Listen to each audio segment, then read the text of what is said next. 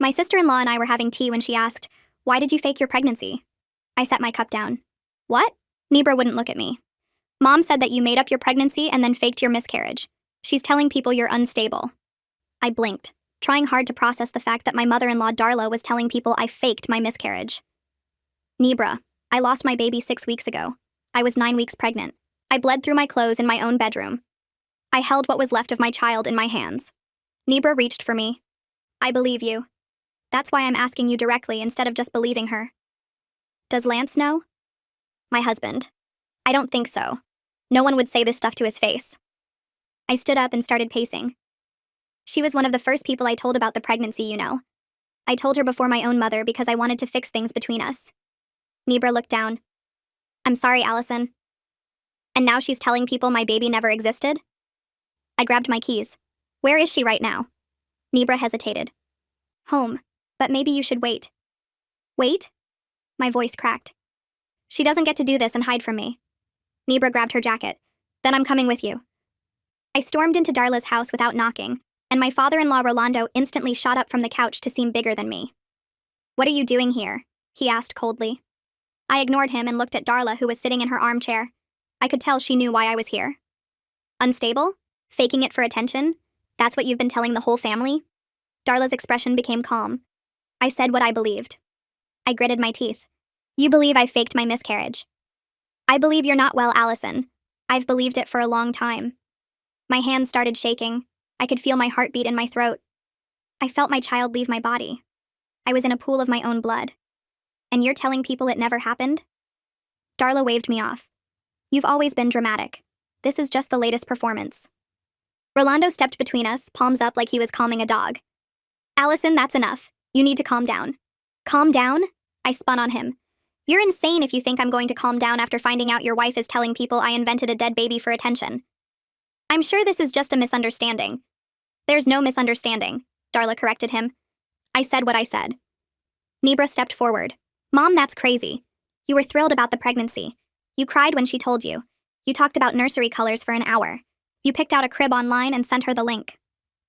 Something changed in Darla's face, like the monster that she was trying to hide. Her fingers twitched, then she recovered. I was being polite, humoring her. Rolando nodded. "Your mother was trying to be supportive even when she had doubts."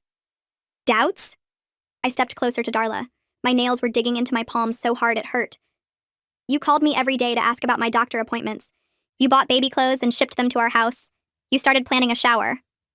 Darla shrugged. "I wanted to believe you. I wanted it to be real.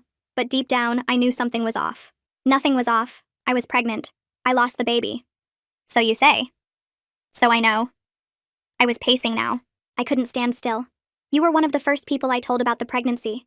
I told you before my own mother because I thought it might fix things between us. I thought maybe, finally, you'd stop treating me like the enemy." Darla laughed. Soft. Patronizing.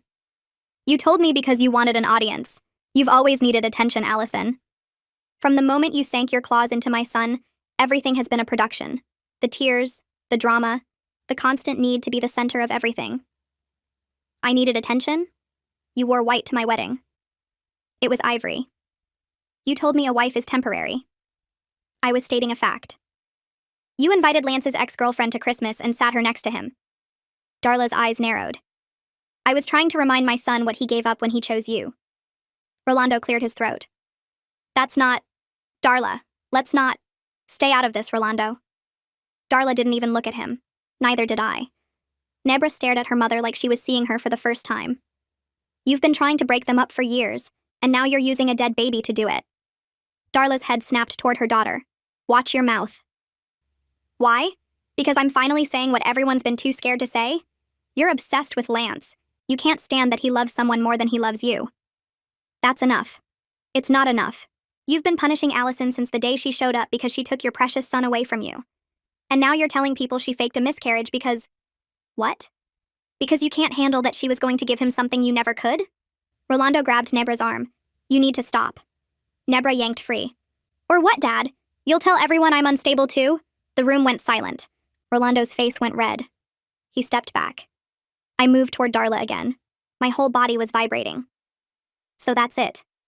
That's what this has always been about. You never wanted him to choose me. And now that he has, now that we were building a family, you're trying to destroy me. Darla's mask slipped, just for a second. Something ugly flashed in her eyes. You destroyed yourself. I'm just telling people the truth. The truth? My voice was rising now. I couldn't stop it. You don't know anything about the truth. You weren't there when I started bleeding. You weren't there when I screamed for Lance. You weren't there when the doctor told us there was no heartbeat. Because there was never a heartbeat to begin with. I stepped forward so fast Rolando flinched, but I didn't touch her. I just got close enough to see her pupils dilate. What happened between us, Darla? What did you say to me before I lost my baby? Darla's jaw tightened. Nothing. You're lying. I'm not. The last conversation we had before I started bleeding. What did you say to me? Her eyes darted away. Came back. Darted away again. I don't remember. Yes, you do. I can see it on your face. Rolando moved toward us. Allison, that's enough. You need to. She's fidgeting. Neighbor's voice cut through. Look at her hands. I looked. Darla's hands were trembling. She was gripping her own elbows so hard her knuckles were white. Nebra stepped around her father. You always fidget when you're lying, Mom. You've done it my whole life.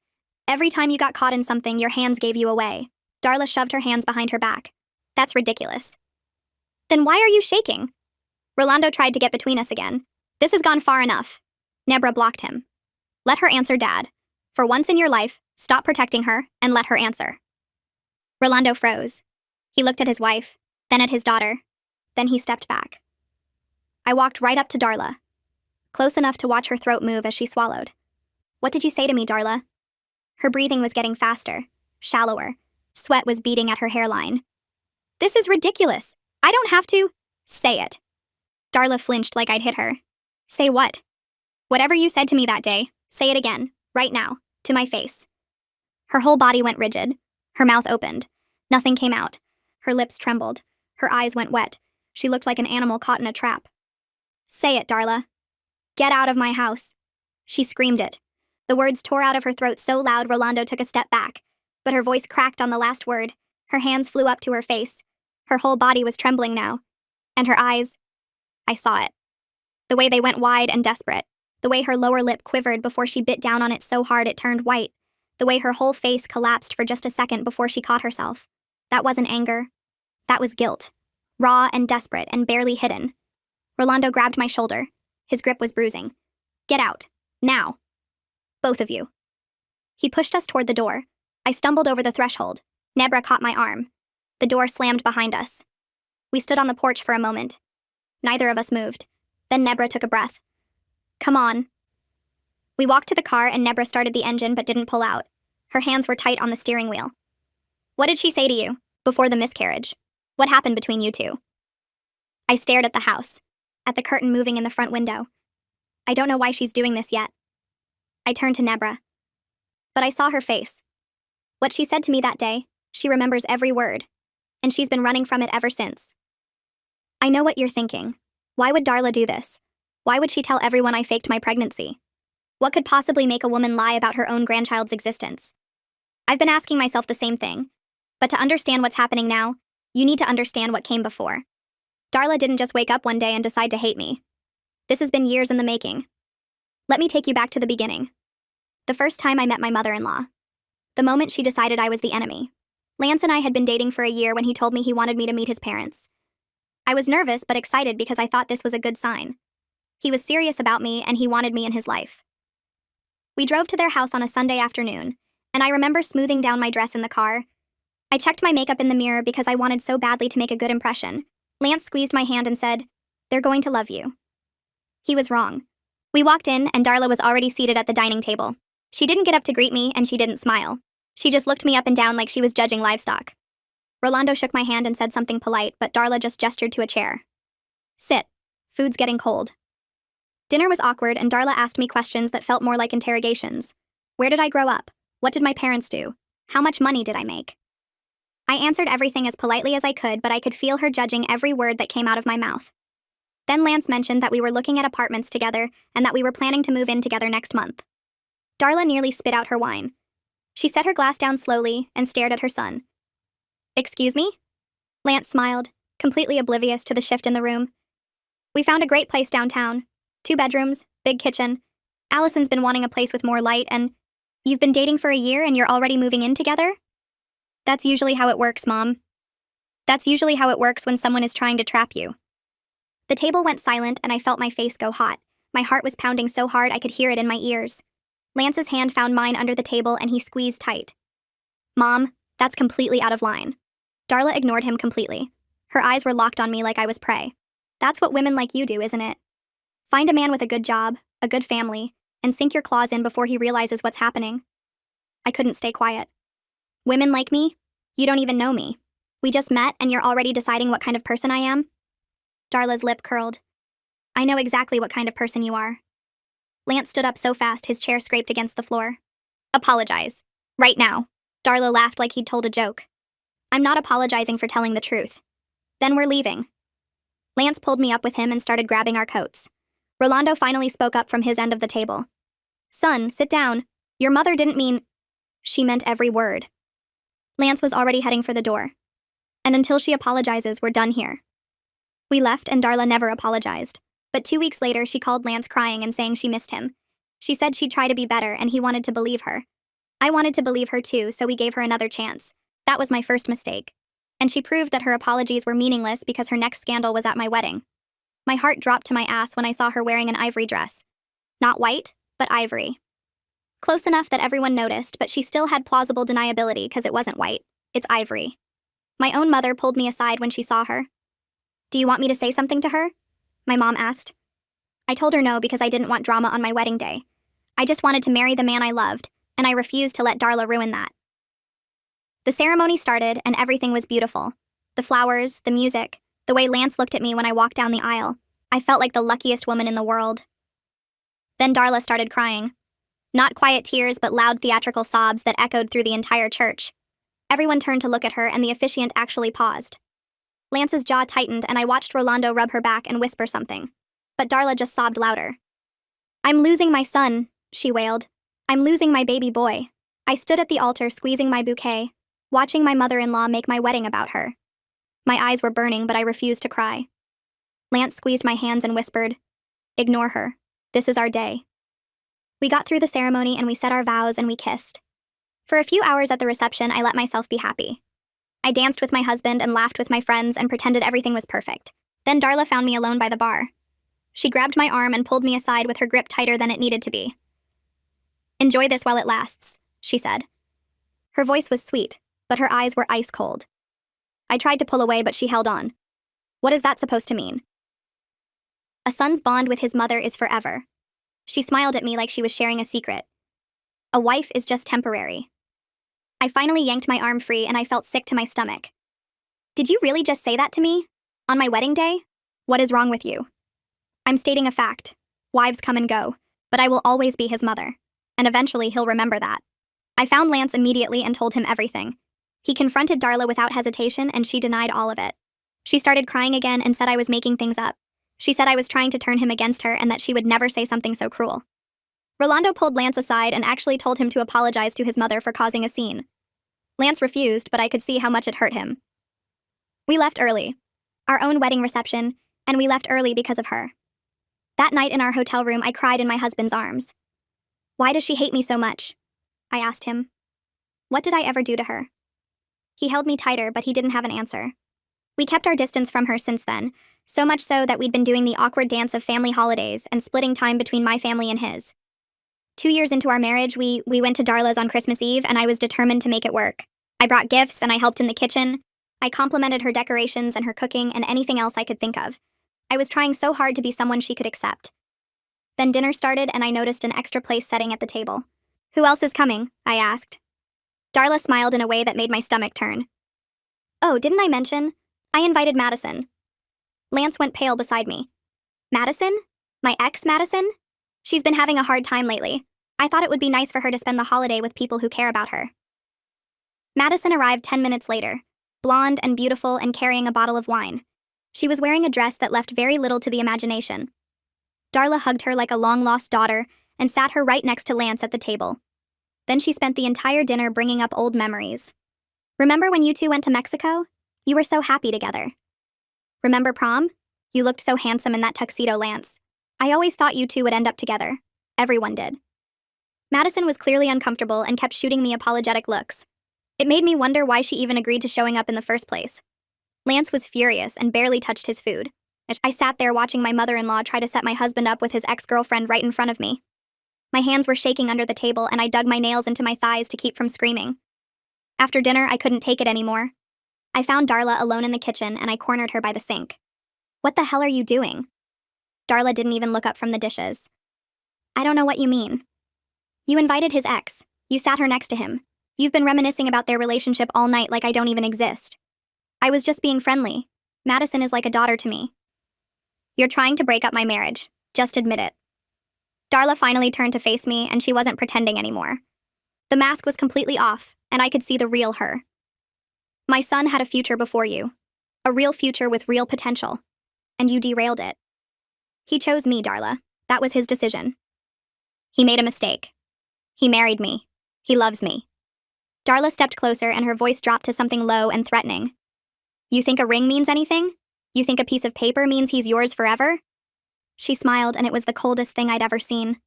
"I've been his mother for 30 years. I know him better than you ever will. And eventually, he'll wake up and realize what he lost when he chose you." I stood my ground even though my heart was racing. "I'm not going anywhere, Darla. No matter what you do, I'm not leaving him." Her smile didn't waver. "We'll see." After that Christmas, I was completely done. Exhausted in my bones. I told Lance I couldn't do it anymore, and I couldn't keep fighting his mother while pretending everything was fine. We sat on our couch with him holding my hands and me trying not to fall apart. "I'm so tired," I told him. "I'm tired of being hated for no reason. I just want peace. I want a family that doesn't feel like a war zone every holiday." Lance was quiet for a long time and I could see him thinking. Then he said, "My mom always wanted grandkids, more than anything else in the world. She used to talk about it all the time when I was growing up." I looked at him and felt a flicker of something. "What are you saying?" "We've been trying to get pregnant, and if it happens, when it happens, maybe that's what finally changes things. Maybe a grandchild is what makes her accept you." I wanted to laugh. After everything Darla had done, he thought a baby would fix it? But I looked at his face and he was so hopeful. So desperate for his mother to be the person he wanted her to be. "If I get pregnant," I said slowly, "you want me to tell her first? After everything she's done? I want us to tell her first. Together. Show her that we're including her. That we want her to be part of this." Every instinct I had was screaming that it was a mistake. But I loved my husband more than I feared his mother. And I was so tired of fighting. "Okay," I said finally. "We'll tell her first. But if she does anything, she won't. This will change everything. I know it will." 2 months later, I was pregnant. I found out on a random morning while staring at 2 pink lines on a plastic stick. I cried so hard I could barely breathe. Happy tears and terrified tears and everything in between. Lance held me and we laughed and we planned, and for a few perfect days it was just ours. Our secret. Our miracle. Then we told Darla. I was bracing myself for the worst. For her to accuse me of trapping him again or question if the baby was even his. I was ready for some new cruelty I hadn't anticipated. But Darla surprised me. The second the words left Lance's mouth, her face crumpled and tears spilled down her cheeks. She pulled me into a hug, and it was the first real hug she'd ever given me. "I can't believe it," she whispered against my hair. "I'm going to be a grandmother. I've wanted this for so long." She was a completely different person after that. She called me every day to check in and asked about my symptoms and my cravings. She sent baby clothes to the house and started a Pinterest board for nursery ideas. She even apologized, sort of. "I know I haven't always been easy on you," she said one afternoon on the phone. "But I want things to be different now, for the baby. This is a fresh start for all of us." I wanted to believe her. God, I wanted to believe her so badly that it hurt. I told Lance that maybe he was right. Maybe this was what we needed. A reason to move forward together. For 6 weeks, Darla was the mother-in-law I had always dreamed of having. Warm and supportive and genuinely present. I let my guard down, and I let myself hope that things could actually be different. That was my second mistake. Next thing I knew, we were fighting on a Sunday. I actually got whiplash from it all. Darla came over for lunch and everything was fine. We were talking about the pregnancy and about baby names and about the future. I was actually enjoying myself. Then Darla mentioned the delivery room. "I've been thinking about what I want to wear," she said casually while cutting her salad. "Something comfortable but nice. I want to look good in the first photos." I felt my stomach tighten. "Photos? What photos?" "Of the birth, of course. I want to be there when my grandchild comes into the world. I wouldn't miss it for anything." I glanced at Lance and he looked as surprised as I felt. Neither of us had discussed this with her. "Darla," I said gently, trying to keep my voice calm, "I really appreciate that you want to be there. But I've already decided that my mom is going to be in the delivery room with me." Darla paused. She looked up at me slowly. "Your mother?" "It's nothing personal. I just want my own mom there for that moment. It's really important to me. The warmth drained from Darla's face and I watched it happen in real time. The softness in her eyes hardened into something cold. Her smile flattened into a thin line. After everything I've done, she said slowly. After how hard I've tried to be there for you these past weeks, you're shutting me out for her? I'm not shutting you out. You can visit right after. You'll be one of the first people to hold the baby. I promise. I've waited years for this. Darla's voice was rising and her hands were gripping the edge of the table. Years, Allison. I have done everything right. I have been supportive and kind and patient, and you're telling me I don't get to see my own grandchild born? Lance stepped in. Mom, it's Allison's choice. It's her body and she gets to decide who's in the room. Darla's head snapped toward him like he'd slapped her. Her body? That's my grandchild in there. My blood. It's our child. And we get to decide. You don't decide anything. Darla stood up so fast her chair nearly fell over. She decides. She always decides. You just go along with whatever she wants because she's got you wrapped around her finger. Lance stood up too. That's not true and you know it. It is true. You used to be my son. My loyal, loving son who cared about my feelings. And ever since she came along, you've turned into her puppet. You don't even see it. She's manipulated you so completely that you actually believe you're making your own choices. I couldn't stay quiet anymore. Don't you dare talk about him like that. He's not a puppet. He's a grown man who can think for himself. Darla turned on me and all the warmth she'd shown for the past 6 weeks was completely gone. This was the real Darla. The one I'd always known was hiding underneath. You, she said, pointing at me. You've taken everything from me. My son. My family. My place in his life. And now you're trying to take this too. The one thing I wanted more than anything in the world. I'm not taking anything from you. I'm asking for one boundary. Just one. My own mother in the delivery room. That's it. One boundary? You've put up walls since the day you met him. You've poisoned him against me and turned him into someone I don't even recognize anymore. He recognizes himself just fine. He just stopped letting you control every aspect of his life. Darla's face twisted into something ugly. Something dark and hateful passed through her eyes. You think you've won? You think because you're carrying his child that you've finally beaten me? This isn't a competition, Darla. This has never been a competition. I just want to have my baby in peace. Everything is a competition. And you've been trying to take my son from me since the day you met him. But I know what you are. I've always known exactly what you are. Lance grabbed his mother's arm. Mom, stop. You need to calm down. This is insane. Darla yanked free and her eyes never left mine. You want to know what I think? I think you got pregnant on purpose. I think you've been planning this since the day you met him. A baby to trap him forever. To tie him to you so he can never come back to his real family. There it is. The accusation I knew she would make. The one I was waiting for her to make. That's not true, and you know it. It is true. And you know what else? She stepped closer to me and her voice dropped to something low and venomous. I could see the hatred in her eyes. I hope your baby dies. The words hit me like a physical blow. I actually stepped backward and my hand went to my stomach. Lance went completely white. What did you just say? Darla didn't repeat it. She just stood there, breathing hard, her face twisted with hatred and triumph. Get out! Lance said, and his voice was shaking with rage. Get out of our house right now! Darla grabbed her purse and walked to the door. She stopped with her hand on the handle and looked back at us. You'll regret this. Both of you will regret this. Then she was gone. 1 week later, I got cramps in the middle of the night. I thought it was normal. Thought they were growing pains or something the doctor had mentioned. But then the blood came and it didn't stop. I was sitting there on my bed in a pool of my own blood. I woke up Lance, screaming and crying. He drove me to the hospital and I remember gripping his hand so hard I left marks on his skin. I remember the nurse's face when she looked at the ultrasound and how her expression changed. I remember the doctor's voice when he said the words that no mother ever wants to hear. I'm sorry. There's no heartbeat. I don't remember much after that. Just fragments of that horrible day. Lance holding me while I sobbed into his chest. The drive home in complete silence. The empty nursery we'd already started decorating with the crib Darla had picked out. The baby clothes she had sent, still folded in a drawer, never to be worn. Lance called his mother that night. I was in bed, staring at the ceiling, feeling hollow in a way I had never felt before, like someone had scooped out my insides and left nothing but empty space. I heard him in the living room. His voice was flat and exhausted. Mom, it's me. Allison lost the baby. Silence. A long, terrible silence. Then I heard him say, Mom, are you there? More silence. And then a click. She had hung up on him. He came back to bed and crawled in next to me. He pulled me close and I could feel his tears on my shoulder. She didn't say anything. He whispered.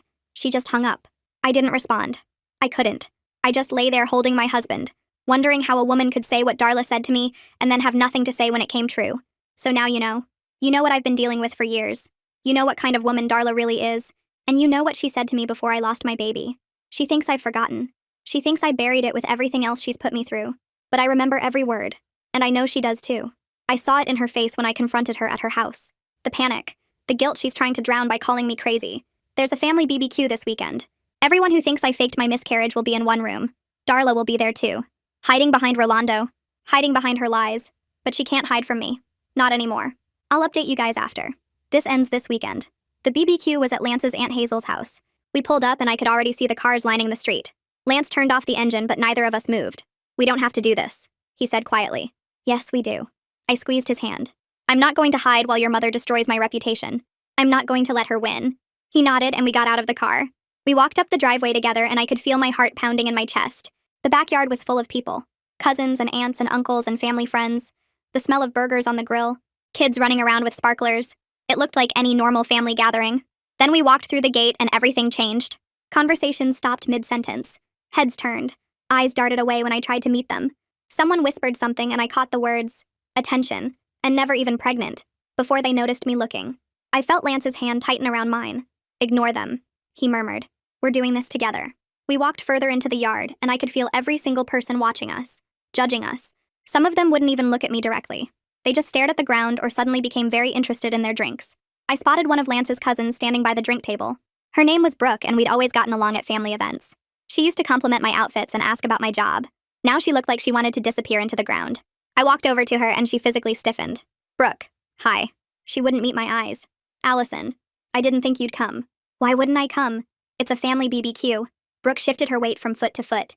She glanced around like she was looking for an escape route. It's just, with everything that's been going on. With everything that's been going on? I stepped closer. You mean with Darla telling everyone I faked my miscarriage? Brooke's face went red. I didn't say that. But you believe it, don't you? Brooke lowered her voice to almost a whisper. Darla said you've been struggling. That you convinced yourself you were pregnant when you weren't. She said it's a real medical condition. That you need help. I felt like I'd been punched in the stomach. And you believed her? Without asking me? Without picking up the phone and calling me directly? Brooke stammered. She was worried about you. She said she didn't want to make things worse by... She's been calling the entire family for weeks telling them I'm crazy. Does that sound like worry to you? Does that sound like someone who cares about my well-being? Brooke didn't have an answer. She just stood there sweating buckets. I shook my head. I thought you were my friend, Brooke. I thought we had something real. No, but you didn't even give me the chance to tell my side. I walked away before she could respond. Lance was right behind me. That was rough. That was just the beginning. We made it about 10 feet before someone stepped directly into my path. It was Lance's Aunt Celia, the one who Darla had been calling. She was a tall woman with sharp features and a permanent look of disapproval. Right now, that disapproval was aimed directly at me. Faking a miscarriage for sympathy, she said loudly. Loud enough for the people around us to hear. That's a new low, even for you. I felt my blood turn to ice. Excuse me? You heard me. Aunt Celia crossed her arms. Darla told me everything. There was no baby. You made the whole thing up because you're desperate for attention. You've always been desperate for attention. I stepped closer to her. Close enough that she had to look me in the eye. Say that again. Aunt Celia didn't back down. There was no baby. You invented a pregnancy to trap Lance and then invented a miscarriage when it stopped being useful. Everyone knows it. Everyone knows it? My voice was rising, but I didn't care. Everyone knows something that isn't true because Darla picked up a phone and lied to them. And none of you thought to ask me. None of you thought to check if maybe the woman who wore white to my wedding might not be telling the truth. It was Ivory, Aunt Celia said automatically. Oh my God. I laughed, but there was no humor in it. You're all drinking the same Kool-Aid. Did she give you a script? Lance stepped forward. His jaw was tight and I could see the vein pulsing in his temple. I was there, Aunt Celia. I held her while she bled through her clothes. I drove her to the hospital. I saw the ultrasound. I heard the doctor say there was no heartbeat. Are you calling me a liar too? Aunt Celia hesitated for just a second. Just long enough for me to see the doubt flicker across her face. Then it was gone. Darla said you're too blind to see what Allison really is. She said Allison has you wrapped around her finger. Lance laughed bitterly. So my word means nothing. Your own nephew's word means nothing. But Darla's phone calls are gospel. That makes sense. Aunt Celia's face hardened. Your mother is a good woman. She's always put this family first. And if she says something is true, I believe her. Even if it destroys an innocent person? I asked. Even if it turns everyone against someone who just lost a baby? Aunt Celia looked at me with something close to pity. You need help, Allison. Real professional help. And I hope you get it someday. She walked away and I stood there shaking. Lance put his arm around me. Breathe. Just breathe. I looked around the yard, trying to find a friendly face, trying to find anyone who wasn't looking at me like I was a monster. Then I realized something. Where's Nebra? Lance frowned. What? Nebra, your sister. She should be here. She's always at family stuff. I scanned the crowd, but I couldn't find her anywhere. I spotted Aunt Celia talking to another woman and I walked over. Where's Nebra? Aunt Celia's face tightened. She's not welcome here anymore. My stomach dropped. What do you mean she's not welcome? She chose your side. She defended you to her own mother. So Darla told her not to come. I felt the words hit me like physical blows.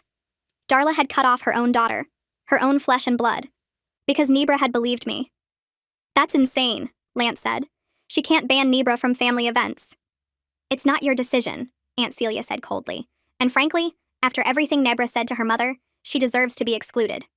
I grabbed Lance's arm. We need to call her later, make sure she's okay.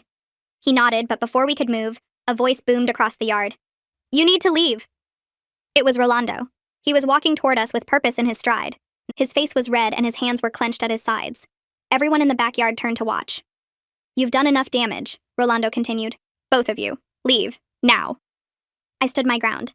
I'm not going anywhere. This is a family event, and you're not family. Not really. I've been married to your son for over 3 years. I am family whether you like it or not. Rolando stepped closer. He was trying to intimidate me with his size, trying to make me feel small. It wasn't working. You've been poisoned since the day you met my son. You took him away from his family, turned him against his own mother, made him believe he needed to choose between you and us. I never asked him to choose. Darla forced that choice every single time. And now this. Rolando's voice was getting louder. He wanted everyone to hear. Inventing a pregnancy. Inventing a miscarriage. Making my wife look like a villain when she's the victim here. Lance stepped forward. His whole body was tense. She didn't invent anything, Dad. I was there. I held her while she bled through her clothes on our bedroom floor. I drove her to the hospital at 3 a.m. I saw the ultrasound before. His voice cracked and he had to stop. I watched my husband fight to compose himself. Watched him swallow hard and blink back tears. Before there was nothing to see anymore. I held her while the doctor told us our baby was gone. I held her while she cried for days. Don't you dare tell me she invented that. The yard was completely silent. Everyone was watching. Everyone was listening. For a moment, I thought maybe this would be the turning point. Maybe hearing Lance's pain would make them realize the truth. Then Rolando shook his head. She's got you trained, just like Darla said she would. You can't even see it anymore. Lance's face went blank. Something in him just shut down. I'd never seen him look like that before. Empty. Defeated. Dad. Don't. Rolando held up his hand.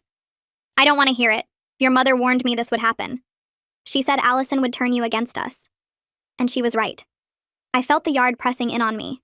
The whispers, the stares, everyone looking at me like I was a monster who had invented a dead baby for attention. My hands were shaking and my throat was tight. For a moment, I wanted to run. Just turn around and leave and never see any of these people again. Let them believe whatever they wanted. Let Darla win. Then I spotted her. Darla was standing across the yard near the patio. She had a glass of wine in her hand, and she was watching the whole scene unfold. Not saying a word. Not jumping in to defend herself or attack me. Just watching. Letting everyone else do her dirty work while she stood there like an innocent bystander. And she was smiling. It was small. Barely there. But I saw it. That satisfied little smirk. Like she'd orchestrated this entire thing and it was playing out exactly how she wanted. Like she'd already won. Something inside me snapped. All the pain and the grief and the rage that I'd been holding back came rushing to the surface. I wasn't sad anymore. I wasn't scared. I was furious. I turned to Lance and grabbed his hand. She doesn't get to hide anymore. Lance looked at me. Then he looked at his mother across the yard. I watched understanding dawn on his face. He nodded. No, she doesn't. We started walking toward Darla. The crowd parted for us.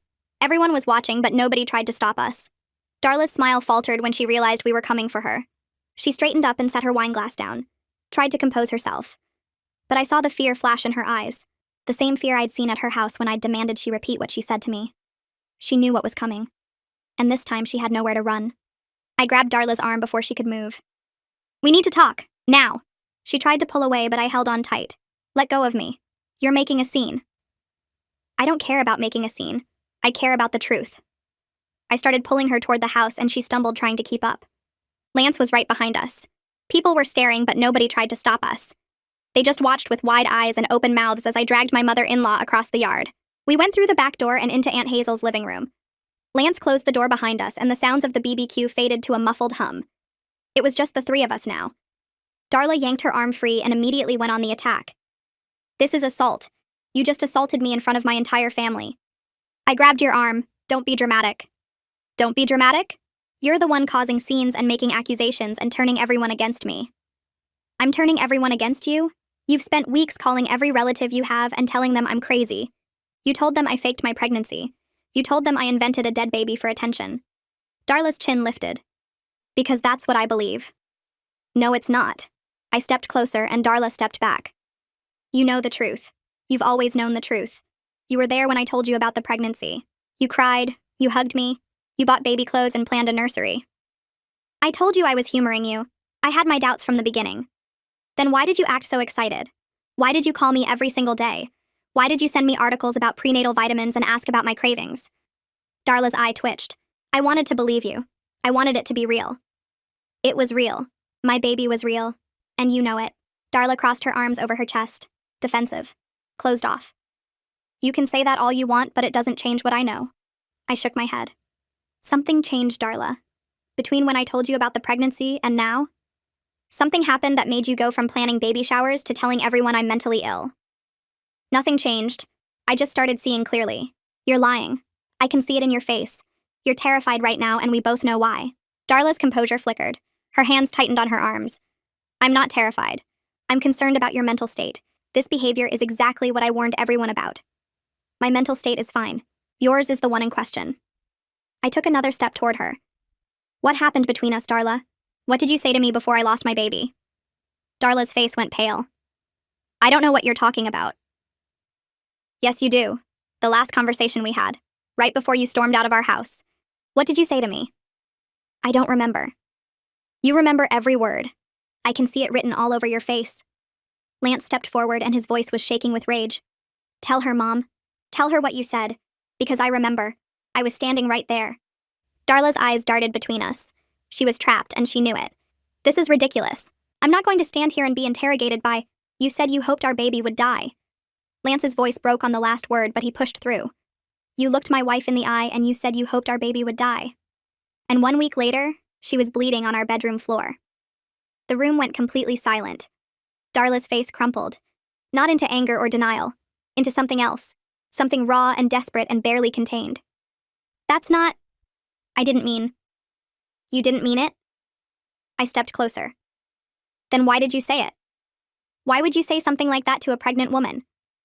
Darla's hands started shaking. She backed away from me until she hit the wall. I was angry. I wasn't thinking. I didn't actually want... You said the words, Darla. You looked at me and you said you hoped my baby would die. And then it happened. Darla's whole body started trembling. Her face was white and her eyes were wet and her breathing was coming in short, shallow gasps. I didn't. I couldn't have. That's not possible. Words can't... Why have you been telling everyone I faked my pregnancy? I asked. My voice was quiet now, almost gentle. Why have you been spending weeks convincing your entire family that my baby never existed? Darla shook her head. Tears were streaming down her face. Because I can't. I can't live with it. I can't sleep. I can't close my eyes without seeing. She choked on a sob. Without seeing what? The ultrasound. The heartbeat. That little flutter on the screen. I was so happy when you told me. I was so excited to be a grandmother. And then I said those words, and a week later. She couldn't finish. Her legs gave out and she grabbed the back of a chair to stay upright. Her whole body was heaving with sobs. If there was no baby, she whispered. If I can make everyone believe there was never a baby, then I didn't kill it. Then I didn't. I didn't. The truth hung in the air between us. Heavy and horrible and finally out in the open. Darla wasn't trying to destroy me. She was trying to destroy the reality of what she'd done. If the baby wasn't real, her words couldn't have killed it. If I was crazy and making things up, then she wasn't a monster who wished death on her own grandchild. I see that heartbeat every night, Darla sobbed. Every time I close my eyes, that little flutter, and I hear my own voice saying those words, over and over. I can't make it stop. I watched her break apart in front of me. This woman who had tormented me for years, who had worn white to my wedding, who had invited my husband's ex to Christmas dinner, who had told me a wife is temporary, who had spent weeks destroying my reputation to save herself from her own guilt. I should have felt satisfaction, vindication, victory. Instead, I just felt empty, and tired, and sad. You don't get to rewrite what happened to me, I said quietly. You don't get to erase my baby's existence because you can't face what you did. Darla nodded weakly. still sobbing, still barely able to stand. I know. I'm sorry. I'm so sorry. Lance stepped forward. His face was hard, but I could see the tears in his eyes. Being sorry isn't enough, Mom. You destroyed Allison's reputation. You turned our entire family against her. You made everyone think she's crazy. I know I did. So you're going to fix it. Darla looked up at him with terror in her eyes. What? You're going to walk out there right now and you're going to tell everyone the truth. All of it. That the baby was real. That the miscarriage was real. That you've been lying for weeks. Darla shook her head frantically. I can't face them. They'll never look at me the same way again. That's not my problem. Lance's voice was ice cold. You should have thought about that before you started making phone calls. Please, Lance. I'm your mother. I'm begging you. And Allison is my wife. The woman you've been torturing for years. The woman you wished death on. The woman whose dead baby you've been denying. He stepped closer to her. You're going to tell them everything, including what you said to her before the miscarriage. Darla's face went even paler. I can't say that. I can't tell them I said that. You can and you will, or you'll never see me again. Darla stared at him. You don't mean that. I mean every word. Tell them the truth right now or I'm done. We'll move to another state. You won't know where we are. You won't have our phone numbers. You'll never meet any children we have in the future. I will cut you out of my life completely and permanently. Lance, please. Those are your options, Mom. The truth or your son. Pick one. Darla looked at me, then back at Lance, then at the door that led to the backyard where her entire family was waiting. Her face crumpled again and fresh tears spilled down her cheeks. I can't. Then we're done. Lance took my hand and started walking toward the door. Wait! Darla's voice was desperate, broken. Wait, I'll do it. I'll tell them. Lance stopped, but he didn't turn around. Everything. Including what you said. Including what I said. Darla's voice was barely a whisper. Lance finally turned. He walked over to his mother and took her arm. Not gently. Then let's go. We walked out the back door and into the yard. Everyone was still there, still watching, still waiting to see what would happen next. The crowd parted as we walked through. I could see the confusion on their faces. Darla was crying. Lance was practically dragging her. Something had clearly happened, but they didn't know what. We stopped in the middle of the yard. Everyone formed a loose circle around us. Rolando pushed his way to the front. What's going on? Darla, what happened? Darla couldn't speak. She was shaking so hard she could barely stand. Lance kept her upright with his grip on her arm. Tell them, he said. Tell them what you told us. Darla looked around at the faces of her family, her sisters, her nieces and nephews, her cousins and in-laws, the people who had believed her lies without question. I lied, she whispered. What? Someone in the back called out. Speak up. I lied. Darla's voice cracked, but it was louder now. About Allison, about the pregnancy, about everything. The crowd went silent. Darla took a shaky breath. Allison didn't fake her pregnancy. She didn't fake the miscarriage. The baby was real. I knew it was real. I was there when she told me. I cried. I was so happy. She choked on a sob. And I've been telling everyone she made it up because I couldn't. I couldn't face what I did. Aunt Celia stepped forward. What do you mean what you did? Darla, what are you talking about? Darla looked at her sister and then looked away, like she couldn't bear to meet her eyes. Before Allison lost the baby, we had a fight. About the delivery room. About who would be there when the baby was born. She paused. Her whole body was shaking. And I said something terrible. What did you say? Aunt Hazel asked quietly. Darla squeezed her eyes shut. Tears streamed down her cheeks. Her voice came out as barely a whisper. I told her I hoped her baby would die. The yard went completely silent. I could hear birds chirping in the trees, a car driving by on the street, the distant sound of children playing somewhere in the neighborhood. But here in this yard, nobody moved. Nobody spoke. Nobody even seemed to breathe. And 1 week later, Darla continued, she had a miscarriage, and I couldn't live with it. I couldn't sleep or eat or think about anything else, and I heard my own voice saying those words. She opened her eyes and looked around at her family. So I told myself it wasn't real. And then I told everyone else it wasn't real. Because if there was no baby, then I didn't kill it. The silence stretched on. I watched faces around the yard cycling through shock and disbelief and horror and disgust. Aunt Celia's face had gone completely white. She stepped toward me slowly. Allison, I'm so sorry. I had no idea. If you had known what? I cut her off. If you had known the full story, you wouldn't have called me mentally ill? You wouldn't have accused me of faking my dead baby? Aunt Celia stammered.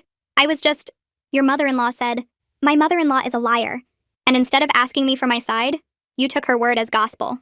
You all did. I looked around the yard, at all the faces who had judged me, whispered about me, looked at me like I was crazy. I don't forgive any of you. You believed her without question. You didn't call me. You didn't ask how I was doing after my miscarriage. You just decided I was a liar and a fraud because Darla told you I was. Nobody said anything. Nobody could meet my eyes. Rolando stepped forward. His face was red and his jaw was tight. She's my wife. I was protecting her. Any husband would do the same. Lance turned on his father. You helped her destroy my wife's reputation. You called Allison a liar to my face. You tried to throw us out of this BBQ. I didn't know what Darla had said to her. I didn't know about any of that. But you knew your wife was spreading lies. You knew she was telling everyone Allison was crazy, and you helped her do it. Rolando puffed up his chest. I was doing